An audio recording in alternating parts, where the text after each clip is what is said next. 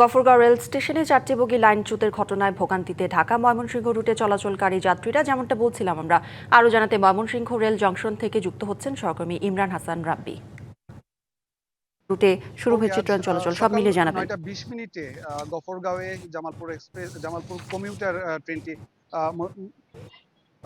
করি আজ সকাল 9টা 20 মিনিটে মূলত জামালপুর কমিউটার ট্রেনটি গফরগাঁওয়ে ঢোকার সময় 4টি বগির লাইনচ্যুতির পর থেকে আসলে ঢাকা ময়মনসিংহ রুটে আমাদের শুনতে ট্রেন পাচ্ছেন? যোগাযোগ বন্ধ হয়ে যায়। আমরা যতটুকু খবর পেয়েছি, কর্তৃপক্ষ আমাদেরকে জানিয়েছে যে সোয়া একটার দিকে এই রিলিফ ট্রেন মূলত পৌঁছেছে এবং 1:30টা নাগাদ আসলে উদ্ধার কাজ শুরু হবে বলেও আমরা জানতে পেরেছি। আমরা রয়েছি এখন ময়মনসিংহ জংশনে।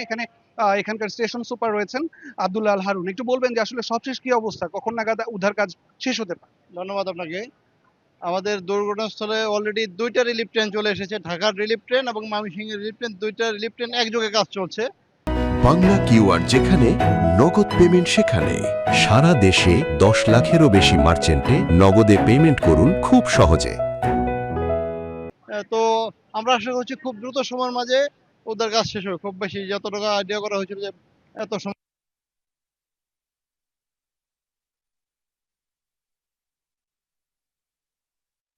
শুনছিলেন আসলে বিকল্প পথে ইতিমধ্যে ময়মনসিংহ থেকে গফরগাঁও হয়ে ভৈরব হয়ে ঢাকা রুটে রেল চলাচল শুরু হয়েছে এবং ঢাকা এই রুটে বিকল্প পথ- রেল চলাচল শুরু হয়েছে এবং এই বিকল্প পথে মূলত নরসিংদী ভৈরব হয়ে জামালপুরের দিকে ময়মনসিংহ হয়ে ট্রেন চলাচল শুরু হয়েছে বলে আমাদেরকে জানানো হয়েছে। দুপুর 1:30টায় এই ট্রেন চলাচল শুরু হয়। আমরা সবশেষ এতটুকু তথ্যই পেয়েছি।